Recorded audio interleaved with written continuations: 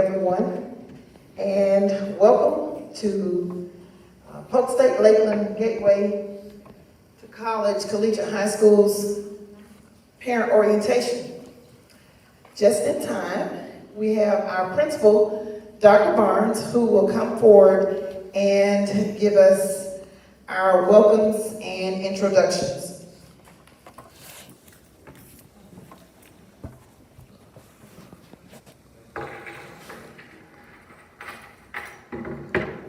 Good evening.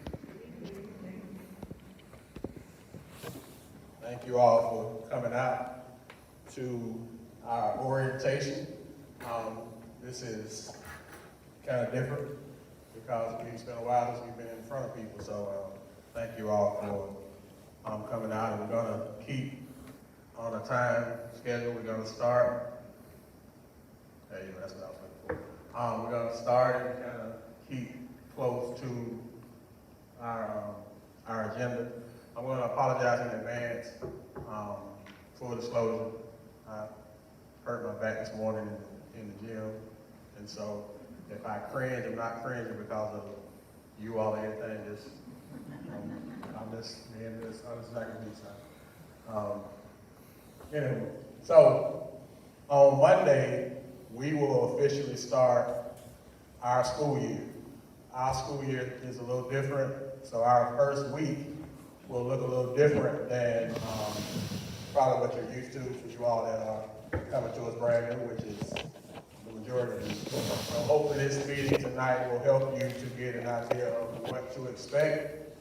If you don't get your questions answered through our presentation, please feel free to stay after.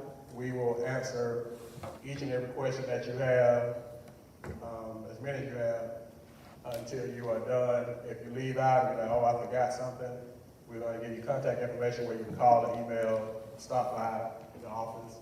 We want to make sure that you have as much information as possible because we do realize that this will be different. This will be something that's kind of brand new and it will take some getting used to for your student and for you. Some things that will be different here on the college campus for some of you parents that are involved, which I know all of you are because you're here. It's going to be hard for you to hear. I know one part of Ms. Chandler's part will be, I won't steal her thing, but it's going to be tough for some of your parents to hear it. So it's nothing bad for your students. It's going to be probably bad for you. But in any event, we're going to give you basic information, hopefully give you a smooth transition to our program, and also a smooth transition to the college campus because we are going to be fully back on campus, whether you all, I don't know if you all know that or not, on the high school and the college side. So it won't be hybrid or a virtual type setup like it has been. So that's going to be interesting because obviously with the current safety protocols, we will be on campus, but it still will be some type of kind of leeway, i.e.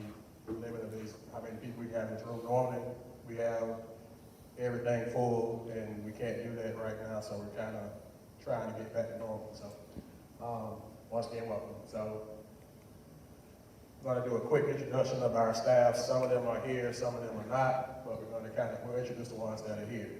As she said, I'm Dr. Barnes, I'm the principal. A lot of times people don't know that I'm the principal. A lot of people, rightfully so, assume that Dr. Townsend is the principal because she does a lot of, but I am the person that I guess they call the principal, an assistant principal, who obviously part of being a good principal is recognizing that you got somebody just as good and let them move in their own space. So I'm the principal. Dr. Townsend is she had a double name, Dr. Townsend is the assistant principal.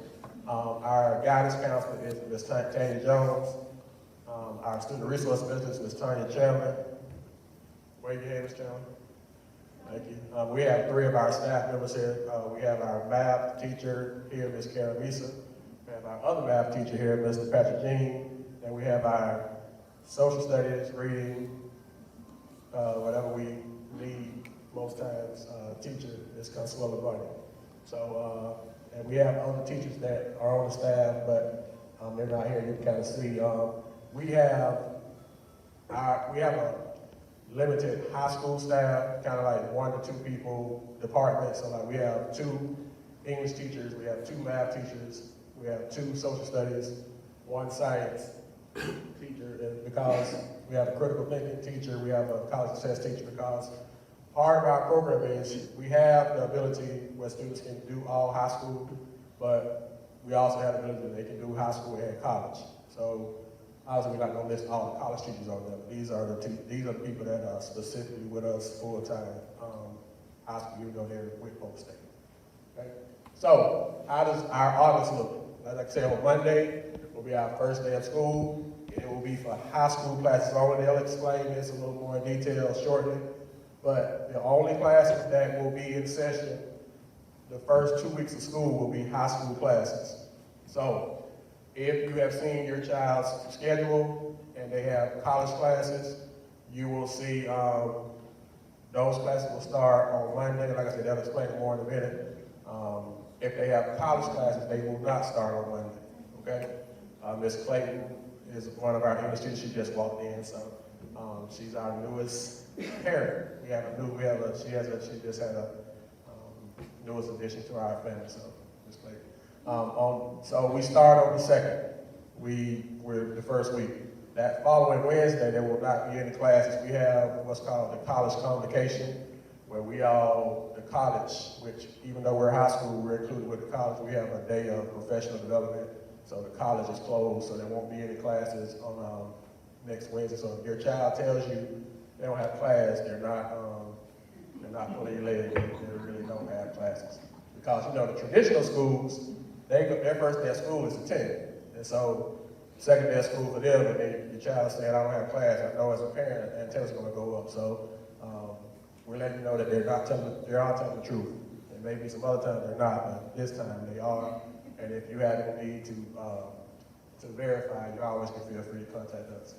The 10th, the 12th, and the 13th will be fall textbook distribution. This is for college textbooks. If they have high school textbooks, they will stay in the classroom. The teacher will distribute them, because some teachers use textbooks on the high school side, some don't. But this will be for college classes. So by now, they should have their college schedules, right? Some of them, most of them. Before this day, they'll have their college schedule. They will need to come out one of these 3 days, and they'll get an email as far as the time and the location. He or she will need to come out and do the textbooks. And once again, like we told you we didn't do a recruit night, but in your emails, in your Zoom or whatever, the materials are all free. So the textbooks don't cost you all anything. Now, they do cost us a whole lot. And for you all that taking college classes, you understand how much college textbooks are. So we highly recommend that your child comes to get his or her materials prior to the first day of class. Because there are a lot of college professors that have assignments that are due before class starts. So the first day they walk in, they have to have reading done and things of that nature. So please make sure that we give them 3 different days. That's a Tuesday, Thursday, and a Friday. Okay? And so, like I said, you'll get the schedule as far as that goes in a future email. And then on the 16th, college classes start. So if your child has all college classes, he or she will start on the 16th. And we will explain that kind of in detail how that will look in a little bit. Because I know you're going to be like, hold on, school starts on the 2nd, their class will start on the 16th, what are they supposed to do? We'll kind of suggest what needs to happen, and then you all as a parent can kind of go from there, okay? This will be one of the benefits of our program, okay? So this will be how the August calendar looks. Thank you, Dr. Barnes. Okay, GHS information. I am Dr. Downey Townsend. I'm the lady who you've already received a lot of emails from. You will continue to receive a lot of emails from me. One thing that we pride ourselves here with at Gateway is keeping our parents and our students informed about what's going on at our school and also at the college. GHS information. Students will be issued instructional materials, just as he just said, such as textbooks, calculators at no cost. Students are responsible for these materials. and must reimburse GHS for any loss or damage. Zero tolerance policy for plagiarism. That is on the high school and on the college side, okay? Bullying and harassment, I'll talk more about that in just a second, but we do have a bully box in our office and also online on our school's website is an electronic form that you can fill out or the student can fill out, and Dr. Barnes and myself will be alerted regarding that. Polk State IDs will be issued to each student. I've sent them several emails. The deadline was yesterday. Some of them slid them in today. I will still accept them until tomorrow if they have not submitted them. Students may park in unrestricted areas with white lines. Most of our classes on the high school side are over in our building, which is parking lot number 2. They cannot park anywhere that says staff, employee of the month. I think there's a United Way tag that's out there, handicap unless it fits them, because they will be ticketed. The first couple of weeks, security will give them warnings, but then they will start ticketing the students if they park in the wrong areas. Dress. I sent something in an email about dress code. We don't have a dress code policy like traditional schools, but I sent what I sent. Please make sure that the students are adhering to that. Attendance. They're expected to attend every class when they're supposed to. Excessive absences and tardies can be a reason for dismissal. We try not to do that. Students don't have permission to leave campus between classes, but they manage their day. But I'm telling you, they don't have permission, especially if they have class. Some of them may leave to go wherever, but they manage their day. High school classes meet 2 days a week face-to-face, and if a student is going to be absent, make sure you call or email Mrs. Murray. Mrs. Murray. Call or email Mrs. Murray. Okay? Absences are important. Why? In the past couple of years, we've had a couple of students come panicky because their driver's license were suspended. We don't know. The state automatically pulls a report from our data based on attendance. Whatever that is, whatever their prescription is, however they pull it and determine whether that license is going to be suspended, we have nothing to do with that. So what happens if it's suspended? A student must be in attendance for 30 consecutive school days before Dr. Barnes or myself can sign off on that form for them to take to DMV, or we can submit it for them. Well, what if they miss a day in those 30 days? It starts over. It starts over, okay? So they need to make sure that they're in class. Now that's for high school. For college, some professors have different rules. You miss 3 and you're dropped. Make sure that's not your student. Parent portal focus is for high school classes only. Now, there will be a time where parents will see something related to college, and that's twice. And I think I may have this on a different slide. When grades come out for college courses, which would be in December and in May, that's the only time you'll see those grades in focus. That's the only time you'll see those high school grades in focus. Grade reporting, we have interim reports. They will be emailed to you.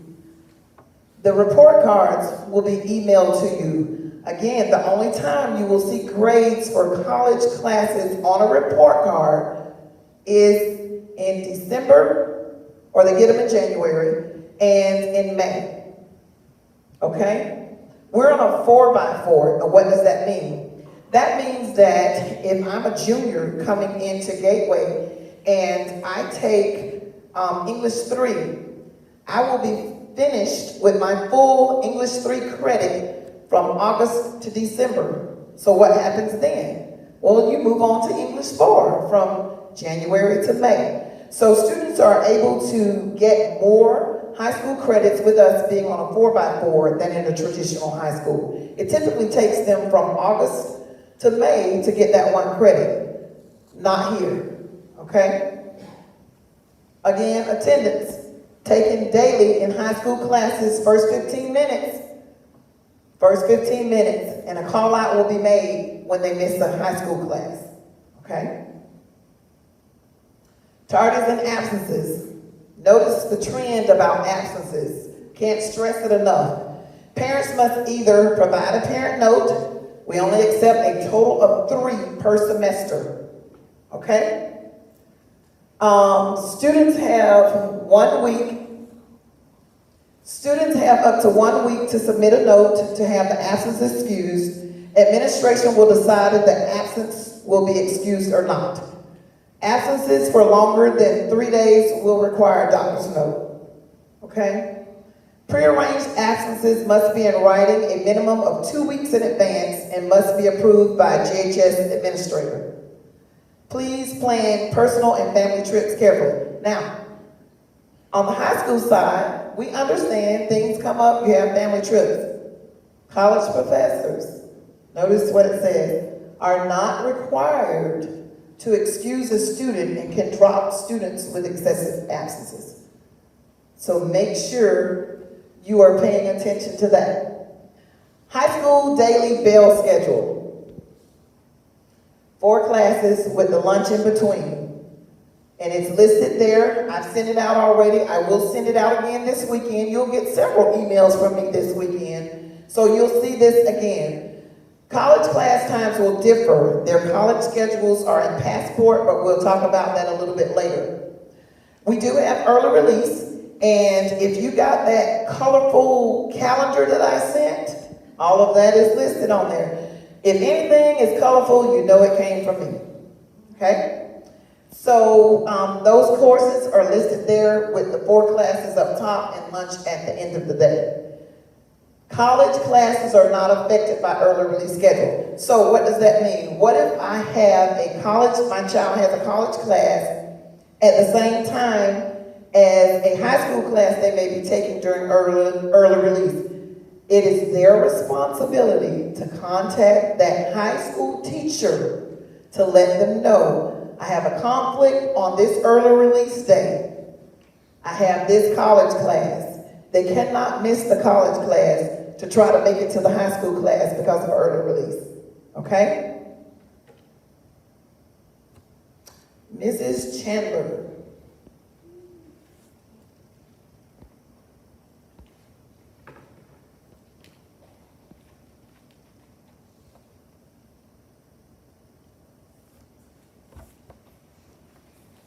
Good evening, I am Mrs. Chandler, and before I talk about FERPA, I just want to piggyback on some of the things that were said.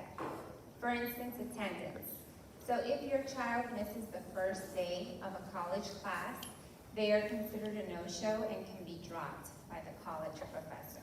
So it's very important that they go to the first day of a college class if they have one. Another thing is that the students all had their own orientation. They had a campus tour, and we went over certain things that they can do in the event that they do have a family vacation scheduled and they have college classes. One of the things is that the minute they get the college syllabus, all of the dates will be on there for exams, homework, assignments, everything like that. If you have an emergency where you're leaving town, it is okay for them to reach out to the college professor. Let the college professor know in advance, and they could have their test proctored in the TLCC. So that's something that they can do just in case something like that happens. Another thing that I wanted to clarify, yes, school begins August 2nd for high school classes, but not everybody's coming on the 2nd. Some students have to come on the 3rd. All students, with the exception of 19 students, have already received their high school and college schedules. They need to check their email, their my.hope So the attendance on the first day, the scheduling when classes begin on the second and on the third, depending on where they are. And for FERPA, let's talk about FERPA. This is the part where parents don't understand all the time. So yes, they are your child, and yes, they are not 18. However, if they are participating in a college program, then they have the same rights as an adult that's in that college class. Which means if you call or you ask, what's my child's schedule, if they haven't signed a FERPA release form to let you know that, I can't tell you that, okay? Now, the students all know this. We've discussed it. I've told them that they should have pure transparency with their parents, but I also told them that if they bring a parent to any function to discuss anything, regardless of whether they signed a FERPA release form or not, you brought your parent, now I'm free to say whatever I have to say. And I'll give you an example. There was a young lady who didn't want her parent to know she withdrew from certain classes this summer. Well, those classes that were withdrawn will never show up on her high school transcript because she withdrew. It is up to the student to sign the form. That means the student will come here, will come to this building, LTV, will go to the student services, will show their ID, will pick up the form, will fill it out, and will turn it in. And they would list who has the right to see their records. Now, the backside to that is that once the class is over, the class must go on the high school transcript. And you have access to their high school transcript whenever you want it, because you are their parent. However, we want the students to self-advocate and to be able to speak on their own behalf. During some of the orientations, one of the students said, wow, I can't believe how much my mom does for me. They did not know how to fill out anything, how to check their emails, because they rely on you guys so much. So it is important because they're going to be adults and they need to, graduate and get a job. But the FERPA release form, what that means is they will give you the right to know what's on their college transcripts. So another thing that you should know about Canvas and Passport. So let's just say that your child is having trouble. You will not be able to know this unless you go into their Canvas. That's where college grades live. All students were advised to give their calendar feed of their Canvas to their parents. That means any assignments that show up in Canvas will then go to your cell phone, and you can have nice dinner conversation about, I notice you have a paper in 2 weeks. Do you already have a topic picked out? So Canvas is the key. If you want to know how your student is doing, you have to be able to go in their Canvas. With my child, I just take his cell phone away and I have the password so I can get in the Canvas. But it's very important that they understand that the grade that they see in Canvas may not be their official grade. And that is because the syllabus, most grades are weighted in the college. So there have been instances where a student doesn't know how to calculate their grade based off of what the syllabus says with percentages, and they think they're passing the class and they're not. So it's very important that they read the syllabus, which is the contract between them and their professor. So you would never see grades in Passport. So if they tell you, oh, my grades are in Passport, I don't know why I don't see them. No, you would never see them there until the class is over. Canvas is where the grades would live. Then, okay, so this is another part. Parents, you cannot contact the college professor for a meeting. However, you can contact the high school teacher for a meeting, okay? But you can't contact the college professor for a meeting. The best way to handle that situation is to sit with your child and figure out what the situation is and help your child self-advocate. They have to, a lot of this is just how to have relationships and communicate with others. So they have to know how to take advantage of office hours. I told all of the ones that came for orientation, if you have a D on a paper and you took that paper with you and you didn't go to office hours, you've just told your professor that you're okay with that grade. So you can't let these things slide. They must know how to self-advocate and how to behave and conduct themselves as young adults and talk with their teachers to get to yes. And yes, we can all request information from the college professors.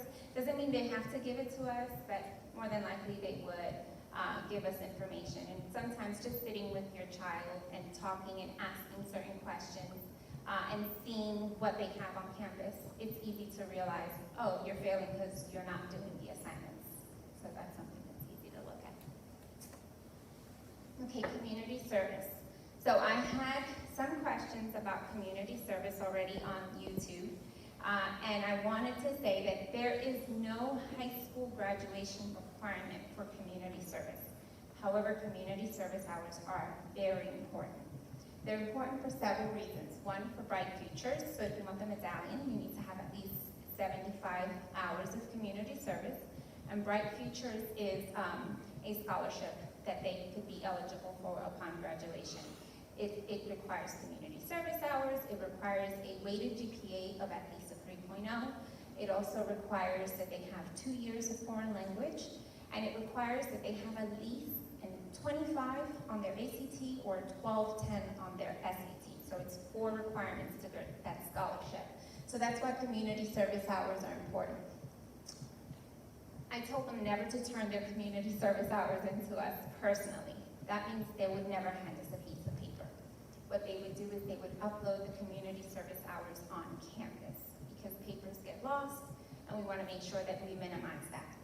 Another reason why community service hours are near and dear to my heart is that everything they're learning here is in theory. They should be practicing community service hours in whatever career they anticipate they are going into, to save themselves some time if this is not what's for them. Most of them will graduate with an AA degree, be 18 years old, go to the university, and will be competing with other students who are true juniors, who are in their 20s, who are 23, 24, and they're competing for internships. There's nothing wrong with working at McDonald's or working at Publix. However, they're not going to be able to get those positions. So community service is where they would build a resume to get into the internships when they get to the university level. Let's see. So it says October 1st, but they all have till October 31st. So what happens is they're going to get an email because they're transitioning to a new school. They're going to get an email that says, as of today, our records indicate that you have blank community service hours. And that could be 0. And then they say, no, I just turned in 200 hours before I left my old school. They have until the 31st of October to get together their community service hours. After that date, the only hours that they would be taking here is present hours. Okay? So if you have anything from 9th grade that wasn't accounted for, we want their incoming year by October to have that resolved. Okay? Okay. High school versus college. So, something that a lot of students are confused about. When will I take my high school classes? Not everybody takes high school classes. That a high school class will never give you credit for a college class. A college class will give you credit for a high school requirement, okay? Now, the exception to that is foreign language. If your child already has 2 years of foreign language, they won't get credit on the college side for it, but they will waive that requirement, okay? So high school and college are 2 very different things. If you begin a high school class and you start not on a good foot, let's just say you're failing the class, you can turn that around instantly and pass that class. Not in a college class, which is why we encourage students to withdraw before the deadline if that's the situation that's happening, and we can still salvage a half a credit because we're 4x4. So if they withdraw by October, they can still now go to the high school side and earn half a credit in high school. Another thing that you need to know is that attendance is tracked and reported by teachers in high school. not in college. They were all informed. Just because your college teacher may seem like they're not taking attendance doesn't mean you can just get up and leave and not come back, because they'll take note of that, okay? Another thing is that you will be notified of their attendance if they miss, not in college.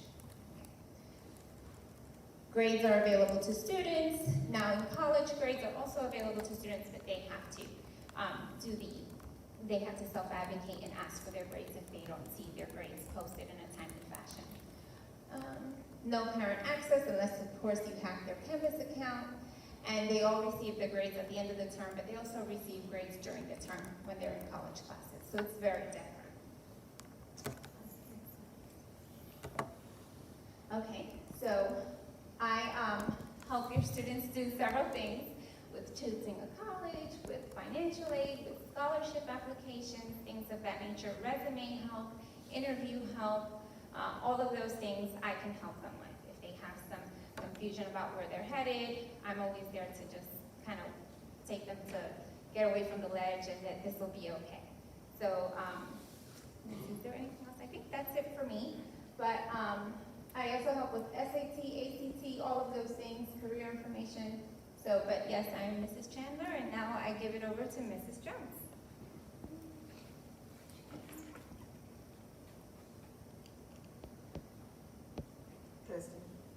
Testing.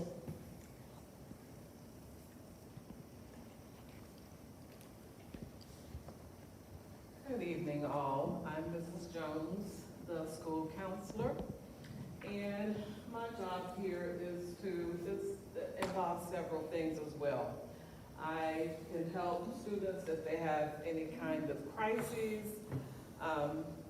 that they're not feeling comfortable talking with anyone else about. They can always feel free to come talk to me. If it's a little too heavy for me or something that's out of my expertise, we do have mental health counselors on campus that come from Bay Care. So I will refer them to a Bay Care counselor if it's something too serious that I, can't deal with. So also Polk County, the school district, deals with Peace River. So we have resources for students that are in crisis. And a lot of that is going on these days because of the times that we're in. So I'll be doing school scheduling, college and high school scheduling. We provide wraparound services, meaning a number of things. If students are in crises, or if they are homeless or in need of food, they can come talk to me. We have the resources to help them out with those kinds of things. If they're young parents and need babysitting services, I'm the person to talk to. So that they're for the holistic support, mental health things, that's all involved in our wraparound services. Okay, now back to Dr. Downing. Townsend. They're not used to my last name. I got married last year, so they're used to Downing. Okay, textbook distribution. Those are the dates, as were shown before. Those are the times. The students will receive a link to sign up. Okay, they'll receive an email, and it'll be posted in the band app. If the student or the parent have not joined the band app, I sent that email with the links. So make sure you sign up for that, because we do provide a lot of information there. Oh, I'm gonna keep this up.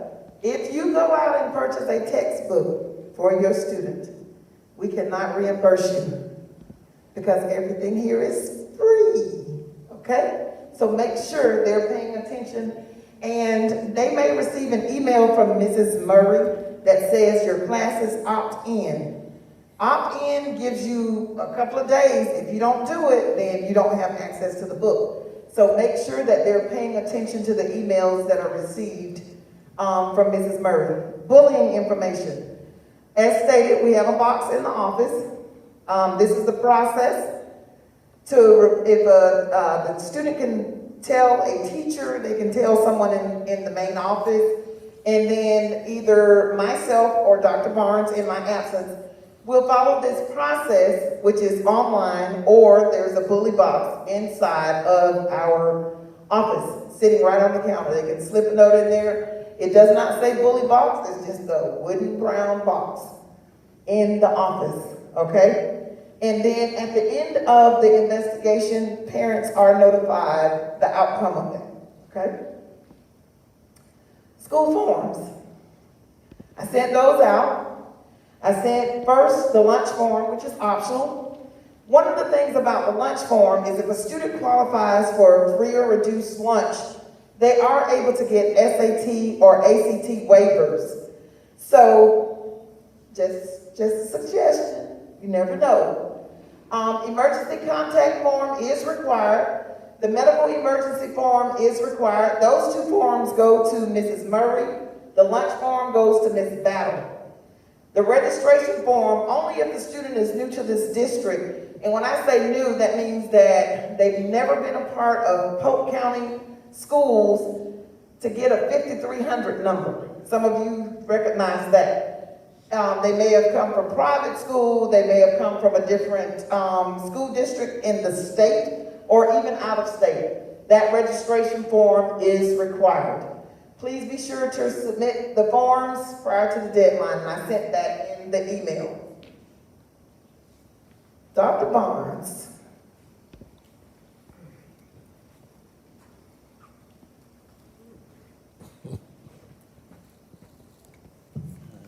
Dr. Townsend, two things before I do school lunch, to kind of expand on wraparound services.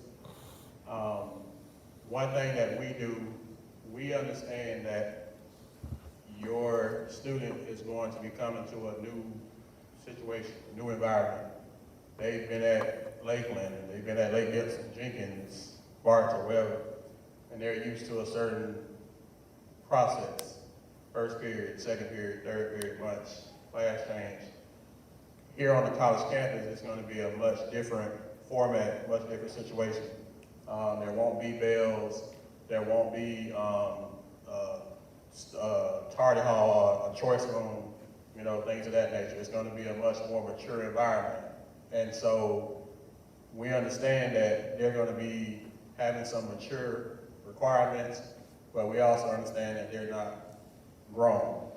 Now, some of them are going to think they're grown once they come out here, once you give them keys and they can kind of come and go, and that's something that you all have to do. But what the wraparound services are, we kind of help to support you with that.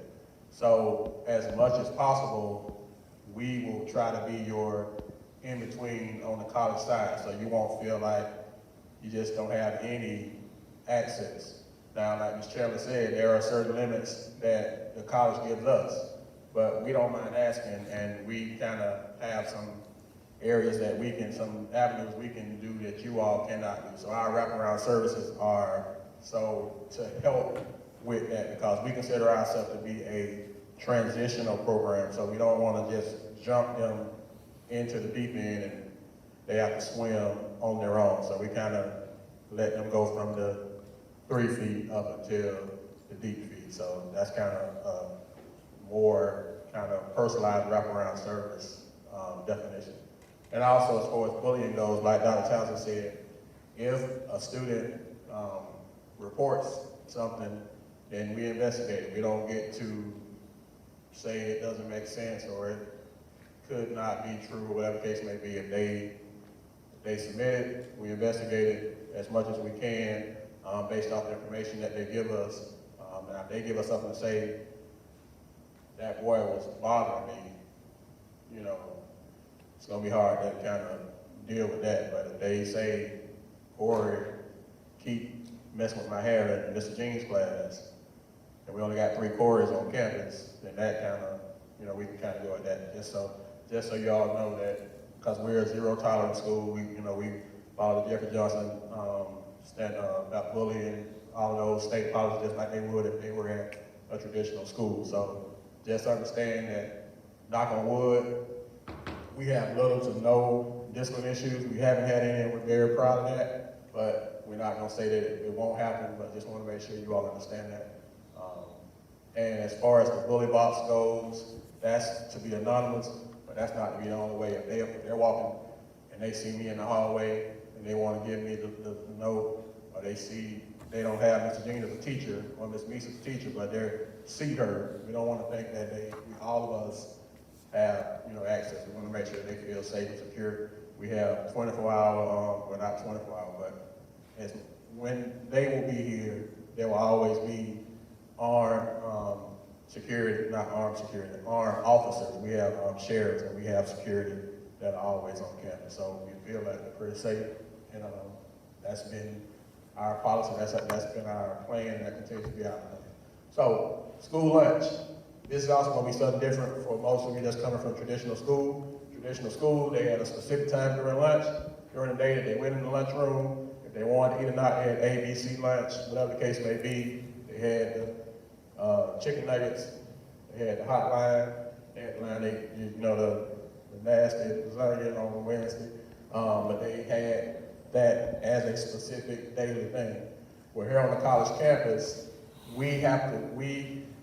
this will be the first year that the high schools have to kind of provide for our own lunch.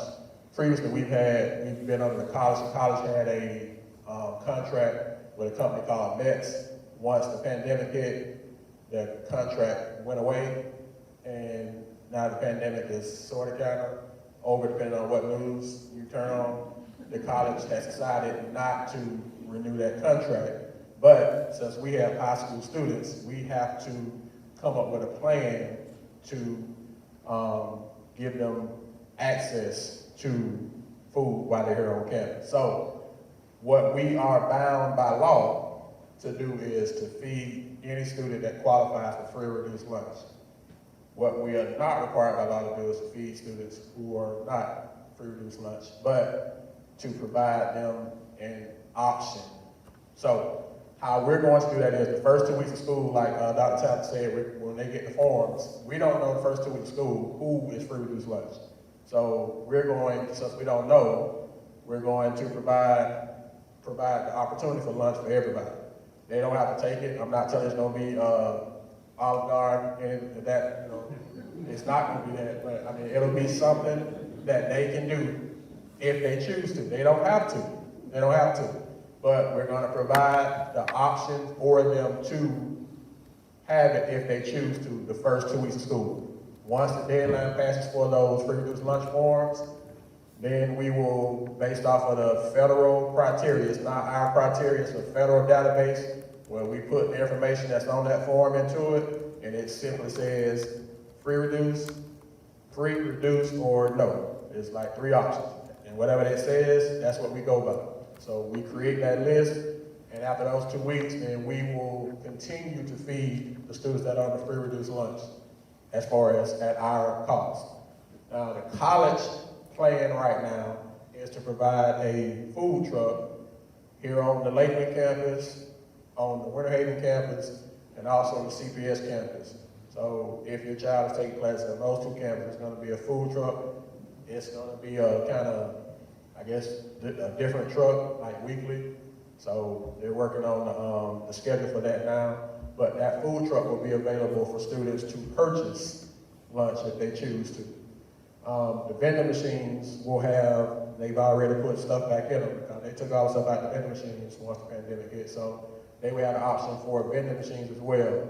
There are microwaves in the cafeteria that are free to use if they choose to bring, food from home. And then the last option, which a lot of students take, which is not anything that, is up to them. You all notice that since in the last 2 years, there are a lot of food options that are close by campus. So a lot of students simply go to McDonald's, they go to Sonic, they go to Taco Bell, Burger King. Now, are we going to say that we allow students to leave and go get lunch? No. But are we going to be naive and pretend that we don't know that it happens. No, we are an open college campus. They are mature. We're not the parking lot police. We're not going to be sitting in the parking lot monitoring and seeing. Do I need to stand in like one place? You're good. I feel like I'm trying to. We're not going to be standing there saying, hey, that's not what we're about. So understand that. So if they decide, I'm not going to tell you that I'm outside the office and I like kind of walk around the campus a couple times during the day, and I see students coming up and they got McDonald's in their hand, and Lawrence, we didn't just come from McDonald's. You got McDonald's in your hand. I mean, I'm not gonna say, hey, you got McDonald's in your hand, but I just keep walking. But just understand, as far as lunch goes, we're gonna have a specific time. In years past, we haven't had a specific time. They just kind of come as their schedule goes. Since we're gonna become the lunch people, because we're gonna have to provide it, give it out, and everything. We got to do a specific time. So if your child chooses to do so, it'll be between 1 to 1:30. They don't have to. Like I said, they don't have to. They can bring their own. They can get their own. Some students will be done with their classes by like 11 or something, and they go on about their business. So it's totally how they choose to manage it. But understand that if you want your child to be considered for free reduced lunch, where it's on our dime, they have to qualify for it, and the only way they can qualify for it is off of that form. So please make sure you fill that form out. Once again, it's not mandatory, it is totally optional, but just want to make sure to give you all an update on how lunch looks for us this year. Hopefully the college will, we're working on something for future that we will be kind of under a federal program, but it takes like, with paperwork and submitting and stuff. So the college is starting the process now, but obviously, starting that process now is not going to be done by Monday. We got to feed them come Monday, or we got to at least have the option for them to eat. Okay? So that's how lunch is going to go. Did I cover everything? Yeah. All right. So school safety, kind of talked about this a little bit before, but I'll kind of continue with it. Obviously, we value the safety of our students. You will see certain protocols in place as your students are on campus. The first thing they'll notice when they come to the office that the door will be locked. Most, if not all, classrooms will be locked. Some teachers choose not to, but it's suggested that they keep their doors locked because, once again, we're an open college campus. We don't have gates. We don't have parking lot, people buzzing people in and out. So it's kind of free to come and go. So we want to make sure that we keep your child as safe as possible. You see that we have sheriffs that are here while your child is here. We have security. We have a sheriff station right there where they are always, like plenty of them are always there. And they're always, like I said, we feel very good that, but you can never be too careful. So we want to make sure we let you all know that you all are sending your most prized possessions. We want to make sure that you know that they're well taken care of while they're with us. We do use alert systems. If something happens, we will contact you in every way that we have, i.e. cell phone, email, school website, Polk State website, band app, home and pigeon. Whatever the case may be, if something happens, because we realize that we're not a traditional school, so we can't get on the intercom and do an all-call type deal. So please make sure that your information is current and up to date as many ways as you want to be contacted in the event that something happens, an emergency, be it active assailant, be it a weather emergency, whatever the case may be. Okay? So we have an alert system that we send to students, faculty, and to you as parents. So whatever information you have, if you give us 3 phone numbers, you're going to get that in 3 phone numbers. If you give us 10 phone numbers, you're going to get that in 10 phone numbers. If you give us 1, you're going to get it in 1. Okay? So please make sure, the last sentence of that 3rd bullet, please make sure that the student's cell phone number is listed in Passport, because when the college sends something, they send it off of Passport. And if I'm wrong, y'all let me know. So if you got a cell phone and they change the cell phone number. We had one, my first year here, second year at Gateway, we had this boy, I won't say his name, but he was a young man, and he was He was a ladies' man. I guess I'm trying to be PC with him. But he had about 3 or 4 of our female students that were very, I had to put them in my office at one point, like, look, you got to figure this out because I'm sick and tired of being in I don't have any interest in being in your issues. So his solution to it was he started to change his phone number. He would like change his phone number like every 2 months or probably every 5 weeks, whenever he would change his phone number. Because I went to Dr. Martin, this morning they keep calling, I don't know what you need to do, but I don't want to have to deal with it. So his solution was to change his number so they couldn't get in contact with him. So for him, we wouldn't know if we had the right number or not, because a 17-year-old is going to change his number. Probably a good chance he's not going to update it on passport. So we're reaching out to you as parents to make sure that your student's number is accurate and current on passport.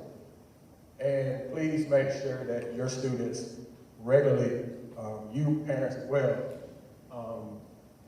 make sure that information is accurate on passport, because that's what the college uses. They're not going to contact us and say, hey, is this information right? They're going to pull it up, or when they need to send something out, that's where they're going to send it. So if you move, if you change, where your mail goes, and you haven't done it on passport, it's going to continue to go. They're not going to forward it. They're just going to send it, and then that's going to be that. As long as the college can show that they've sent it, they've done their part, and that's what they'll tell you.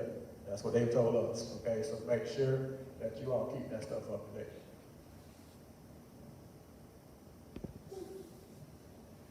Also, on the high school side, there are a lot of things that we have to do for K-12, for Florida Department of Education, we have to adhere to. One of them is Fortify Florida, which is a mobile app. And also, Ms. Jones talked about it earlier about Baycare, that's a service that we provide, but it's kind of in conjunction with the Polk County Public Schools and with the DOE, because that's what they use. So they have an online resource that can help with a variety of goals. We all have been affected, unfortunately, by COVID-19, and hopefully we won't continue to be, but it's a chance that we might. And so we want to make sure that you all know that we have a variety of resources for the students, that they never have to even have to come and tell us. They can just reach out directly to Baycare. It stays anonymous. If they want to tell us, that's fine, but we know sometimes some things are tough, and everybody goes through things. But once again, we have to adhere to a lot of different things, and so you all will get the option to opt into some of the stuff. It's totally voluntary. If you want to opt into it, it'll be a kind of link or something you can click. If you don't, you just ignore it and kind of keep going. But we just have to give you the option, and that's on the high school side. So even if your child doesn't have any high school classes, they are technically still a high school student, which is how you get to do this for free. So they may never step foot in a high school class, but until they graduate from high school, the way we foot the bill is we have to make sure that they show that we have to include them as high school students. Does that make sense? So that's kind of how we balance that out. That's how when Dr. Thomas says it's free, that's how it gets to be free to you all, even though they never really take a high school class. Now, we have great high school teachers, but we also understand that some of you all are here for a different purpose, and we don't have a problem with meeting that need as long as they do what they're supposed to do. Everyone, Doctor. That's it. That's it for you. It's Ms. Jones. Back, Michelle. Ms. Jones. You said back, Michelle. Ms. Jones.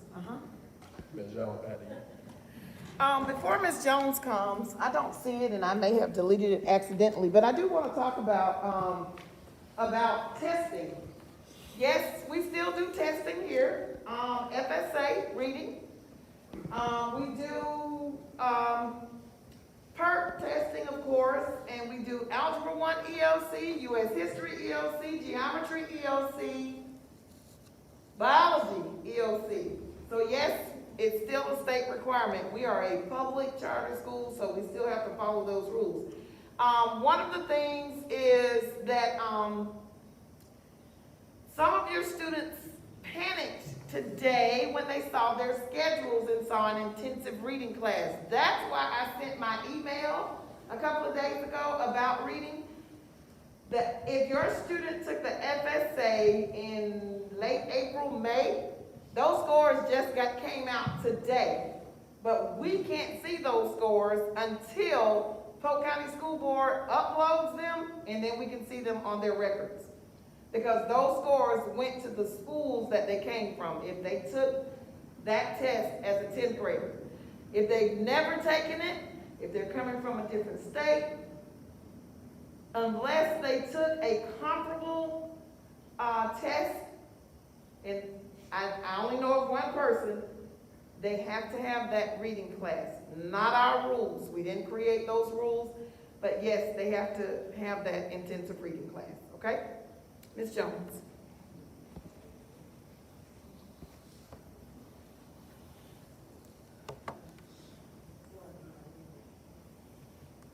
Okay, I'm pretty sure that our expectations are no different than any other high school, and that is that the students are here for a purpose, to graduate and to become productive citizens. So they need to graduate and transition either into college, we prepare them for that, or the workforce. If they choose not to go to college, hopefully they're ready for the workforce. And the other option is military. We want them to be productive citizens. We don't want them to graduate and just be lost in society and not knowing what the next step is to take. So we try and prepare them for that. And so to prepare them for the transition from high school to the next step, we expect that they will be on time for every class, including computer lab assignments. We also expect them to take the ACT, SAT before graduating from high school. Even if they want to go to the workforce or military, it's just advisable, and just in case they change their minds and decide that they want to go to college, to have those ACT and SAT scores already there.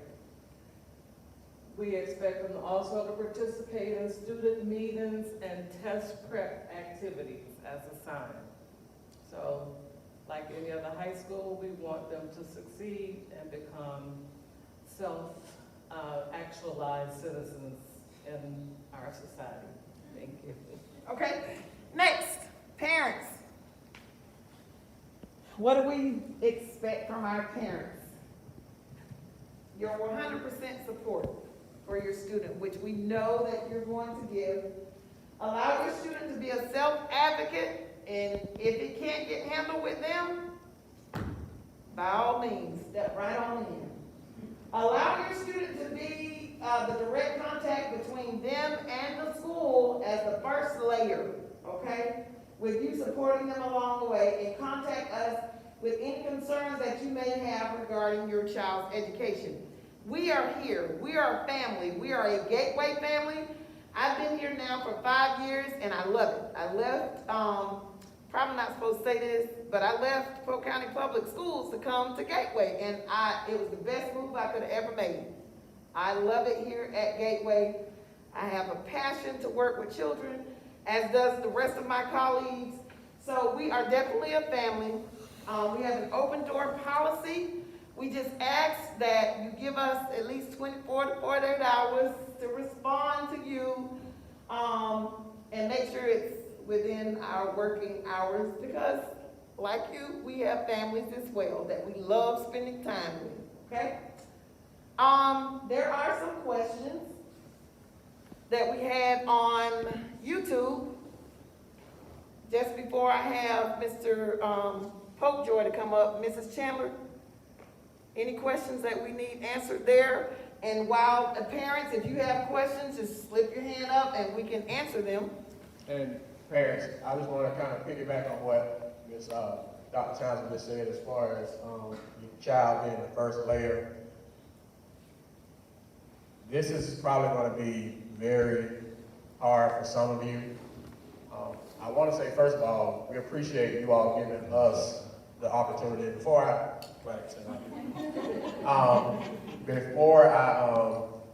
say that, one of our teachers, another one of our critical thinking / English teachers came in, Ms. Smith in the back, so wave everybody, Ms. Smith. It's a lot of love in the room. So we appreciate you all choosing Gateway. We understand that you didn't have to choose Gateway.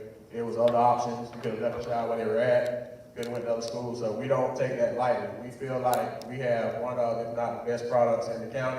That's not us bragging, that's just how we feel about what we do. We feel like we want to give your child the best chance to be successful in whatever avenue he or she wants to be. For 3 straight years, we've had 100% graduation rate. They come in, they graduate. That's our priority. Now, what they do after they graduate is on them. If they end up walking out with an AA degree, great. They end up walking out with 30 or 40 high school credits, great. If they end up with no college credits, great.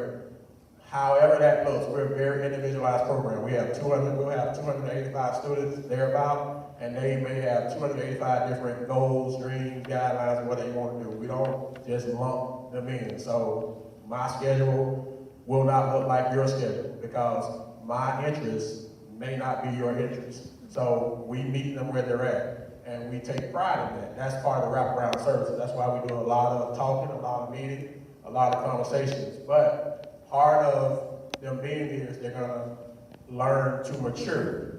They're gonna have to learn to mature because that's just the way the college is set up. The college, and this is gonna be real tough for some of you, college professors have no interest in what you, as the parent, thinks, has to say. You could do this better. Why won't you talk to me? I done emailed you 3, 4 times. They have no interest. And that's going to be tough for some of you parents because you're used to emailing the teacher, getting a response. If you don't get a response, you call the school. They call the teacher. The teacher emails you and calls back. That's not going to happen at Post State College. If they're in ENC 1101 out on the college campus. It's not going to happen. Period. Point blank, as the kids say, period with the T. It's just not going to happen. So that's always tough for some parents because they're used to that access. But part of this program is that's what you chose the program for because you feel like your child is different. You feel like they need a different challenge, and that's why you chose the program. And so they will get that challenge. And sometimes it's not going to be comfortable. We have some alumni parents in the building, of which one I am. My child went to this school, her child, his child is here, his second child. Mr. Chandler's child graduated from the college, from the program. So I'm not speaking from like, this is not principal, this is parent. This is me as the principal at the school, and the professor won't answer my email. So when we say let them be the first layer, they're gonna have to learn to kind of advocate for themselves. Now, once they send the email, they don't get a response back, or it's not, it doesn't, then they come to us and then we'll go fight for them. We don't mind fighting for them. We don't always win, but we don't mind fighting. But the first thing that the college is gonna say is they're gonna look for that student interaction, because even though they're 15, even though they're 16 in the high school college, they're student A370-03, which is a college student. So when they walk into MAT 1103 or sociology or intro to literature lit 1000, they're in there just like that 25-year-old, just like that 22-year-old, just like that 37-year-old, and that's how the teacher and the professor teaches them. They don't say, all right, all the high school students, y'all sit over here in this area so I can know who you are. You come in, you get the same. If it's a paper that's due, all y'all have a paper. If it's a presentation that's due, all of y'all have it. I had a football game, I had a football practice, I had to work. They don't give a about none of that. If it's due, it's due. So that's gonna be part of the transition. So we ask that you all as parents help your child to mature to that point, and then being a parent, you see your child suffering and you reach out to us, understand that the only reason we're going to ask you that first is because that's what the college is going to ask. But we're just trying to eliminate steps and hopefully lessen your frustration. You still may be upset, still be mad at the world. I can't tell you not to be. I'm just trying to give you a kind of a foundational expectation. Does that make sense? All right. So, There is a question from YouTube, and that question is, with COVID, are there going to be any club meetings? How do we get our kids involved in leadership programs? will there be club meetings? Yes, they will be.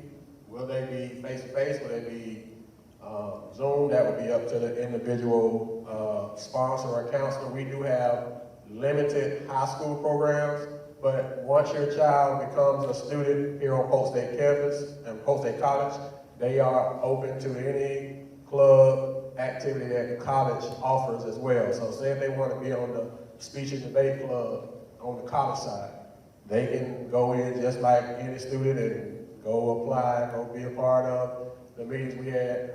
One of our students was the president. Still is. She came in Gateway. While she was with us, she was the president for the college, SALO. SGA. She was the college SGA president while she was with us. She's traveled to Tallahassee with the president. She spoke. She was on the speech and debate team on the college side, all while she was here with us. So to answer the question, yes, there will be, and I think Ms. Clayton's going to speak. She's one of the hot counselors. She's one of the sponsors for one of our clubs here on campus, so she can kind of give you an idea of how hers will be. You understand, like right here, because this is where it's happening. Try and make my mark. Hello everyone, I am Mrs. Clayton. I teach both high school English classes and college English classes. So I'm the high school teacher you can contact and the professor you can't. But I'm also the sponsor of a yearbook. Last year we moved from one yearbook to a new yearbook, which is Tree Ring. And I'm not sure if you guys are familiar with it, but it's a really great program because there's not a lot out of pocket. There's not a lot of money wasted. And because of COVID and everything, what was great about Tree Ring is that students can actually sign each other's yearbooks electronically, and they can also create 2 of their own personalized pages. So that's something that's really awesome. And the yearbook's only, I think, maybe is about $30, so it's not too terribly expensive. But that being said, if you have a senior student and you want to do like a spotlight or something like that and you want help with the program, it used to be we sold senior spotlights, we sold senior pages, either a half page or a full page. And that was something that we could try and do to kind of mitigate the cost. But because all of your students' yearbooks are going to have 2 personalized pages where they can add whatever pictures they want, and we don't have to pay for anything because they only print however many yearbooks are bought. So it's much more sustainable. And they also plant a tree for every yearbook that's bought. So we're going to send out some information about that, but I would be happy to meet with you if you end up needing help to use the program or want to know more about it, or you want to say, hey, I want to tell your student, I want one of this to be maybe I want to write a letter to you or post some pictures for you. So I just kind of wanted to kind of put that bug in your ear that I will be more than happy to help you out, and we are going to be doing something different. So I look forward to working with some or all of your students.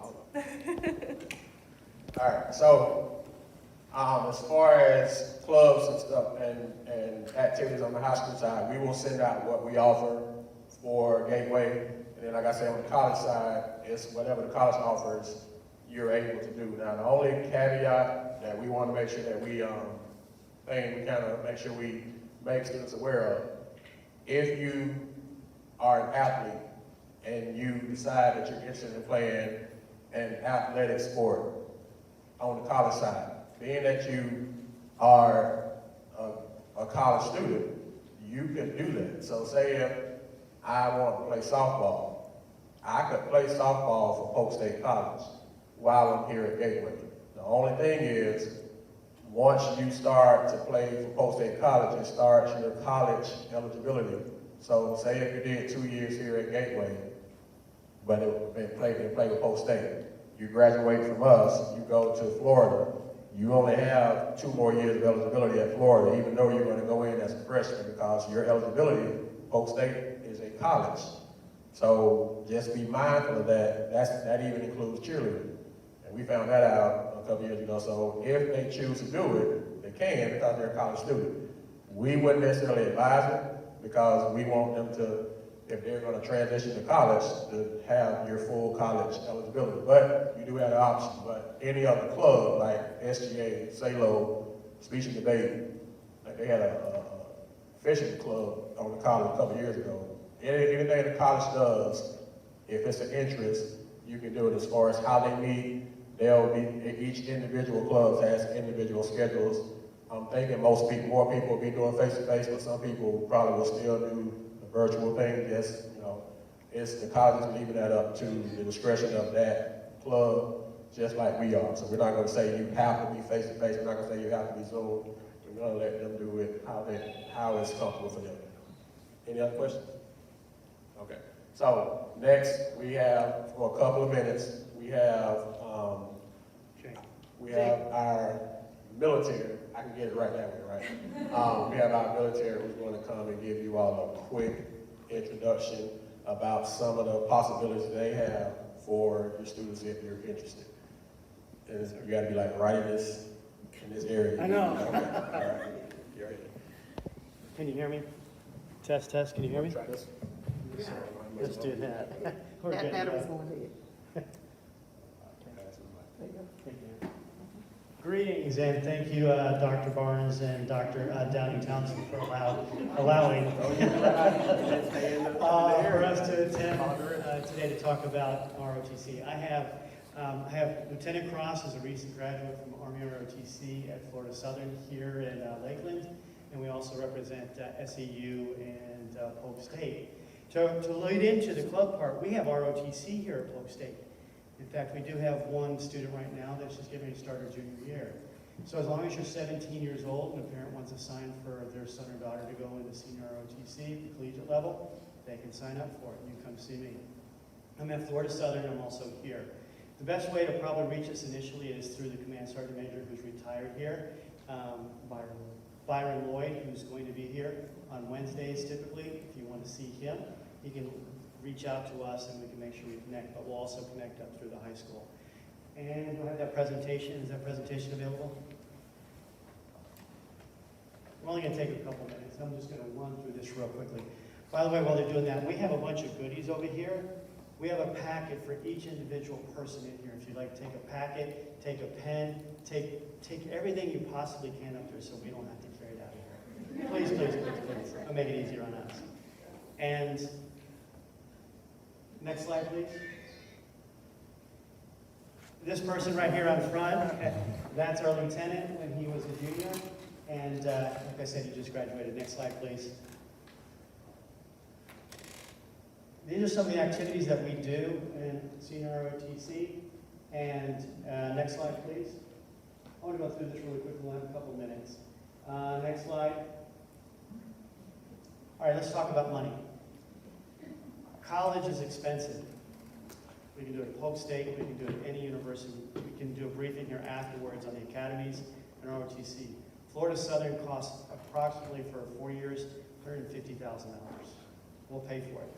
We'll pay 2, 4 years, 3 years, 5 years. Your sons and daughters will end up finishing probably with an AA degree. We'll pay for advanced degrees. So if they're doing doing senior ROTC here, they graduate with an AA degree, they can come over to our school over there at Florida Southern and get an advanced degree, a master's, possible PhD program, medical programs.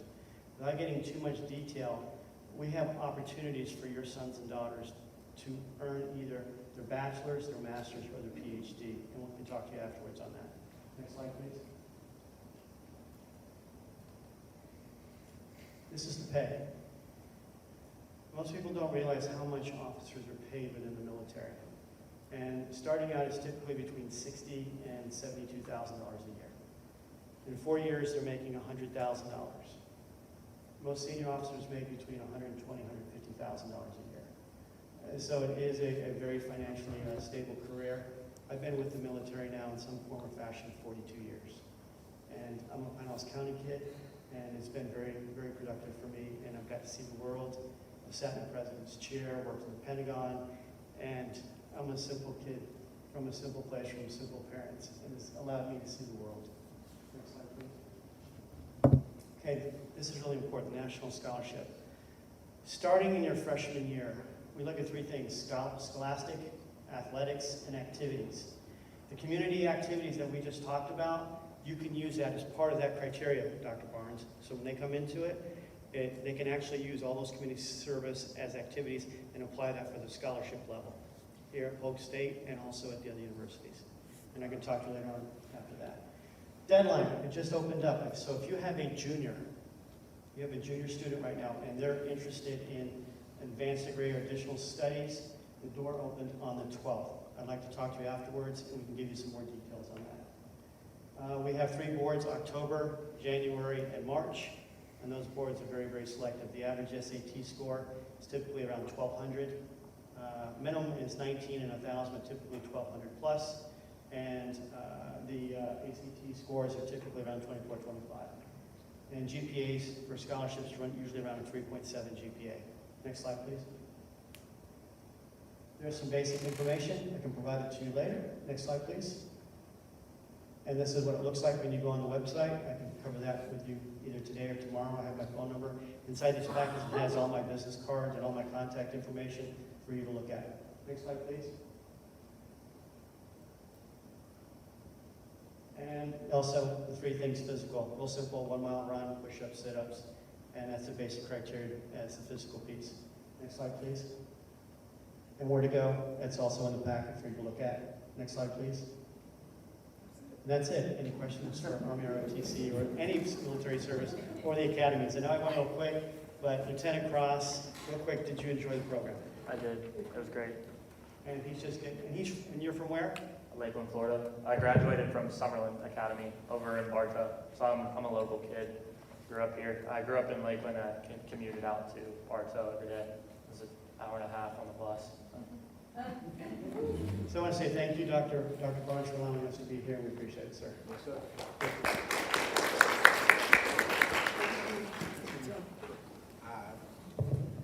Thank you all.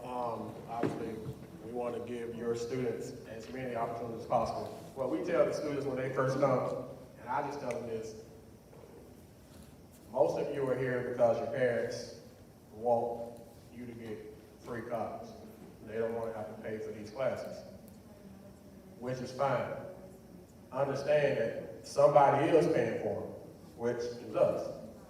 I don't care about signing the thing every semester for the bill, for the books, for the classes, as long as they go and do what they're supposed to do. As long as you're going past classes, you go to class, stay out of trouble, and you can handle it, we'll continue to put you in there. Your job in the 2 years or 1 year, whatever that you're here, 3 years, however that may go, is to make sure that when you graduate, that somebody else continues to pay for it. Be it scholarships, be it opportunities. And I'm sitting there shaking my head when he had that slide up about how much money they make, because personal right now, I'm a parent right for a second, not administrator. My son did his last semester here at Gateway. He is a football player. He originally signed with West Point to play football, for athletic scholarship. He went last year. Well, he decided that he just now wants to play football and go to school. So he is no longer at West Point. He's transferred. He goes to his new school this weekend, which he's happy, which that's all that matters to me. But when I saw that presentation come from West Point, he was going to leave with a West Point degree as a second lieutenant and then spend 5 more years and then come out as a captain and not even be 30. And so for me, as a parent, I got to sit there and be like, but it's got to be the best situation for him. So I can totally attest to those numbers because I saw those same numbers. So I just had to quick flashback, but. Dr. Barnes, can you have him come talk to me? He said, Dad, I just want to play football and go to school. And so, what you supposed to say? No, you still go to Westmore because it's a great opportunity. And when you turn 25, you don't want to hear that at 17, 18. So, I'm back in administrative role. All right, so, once again, we thank you all for trusting us with your kids. Like I said, this is going to be an amazing opportunity for your students if they maximize it. We will give them every opportunity to maximize it. We just ask them to do their part. Go into these people's classes, do the work, perform at a high level, and get what you came for. If you came to get 80 college credits before you leave, get 80 college credits before you leave. We don't cap it at 64. You can handle. We had a kid last year that graduated with a bachelor's and 2 or 3 certifications. Am I right? AAAS certifications. But next year, we'll have one with her bachelor's degree. I mean, I don't care. Look, it's free. Just take advantage of it. So, but we're also not. So we're going to give them an opportunity, but we're also the wraparound service. We're not going to let them sink. So they're over there in all college, and they just bomb and they can't handle it. Then understand we're not going to keep putting them in college classes, and they've proven that they can't handle it. Because everybody think again until you jump out there and you see it. So that's the wraparound. That's us making sure that we don't set them up for failure. Because our first priority is high school graduation. What they do after that is on them. However that looks, we on board for it. Okay. So at this time, I want to thank 2 people. I'm sorry.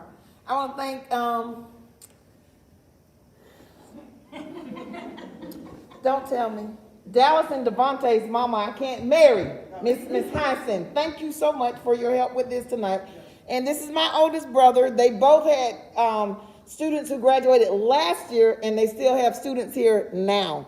So thank you both for this evening. Thank you for. We have free goodies. Yeah.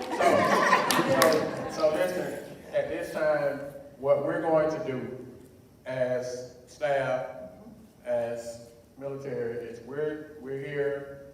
If you have, sometimes you don't want to ask questions because you think nobody want to know that. Some people want to do one-on-one, so we're going to hang around. So if you have more questions than what we provided, feel free to come up. There's no line type deal. You just kind of find who you find.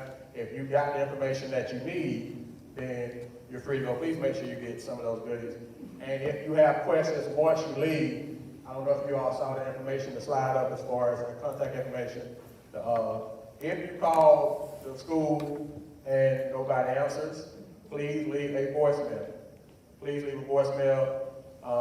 Most times I'm sitting up front, but that doesn't mean I'm always going to be able to answer the phone. But if you leave a voicemail, I'll get it to the person that needs to get it, even if it's me, and we'll get you a call back. But if you don't leave a voicemail, we're not going to know that, okay? Or you can send an email about those messages that's up front, okay? So we thank you all for your time. And like I say, if you're good, you are free to leave. If you still have some questions, you're free to stay and ask as many questions as you want to ask until you are satisfied or not. I do know that being how this program works, this won't be your last time asking questions, and we're totally okay with that. We're on board for all of that, okay? So thank you all for your time. You all that are good, you're free to go, and if you are not good or you still got some stuff, please feel free to stay. Thank you all. Thank you all. I guess this is YouTube.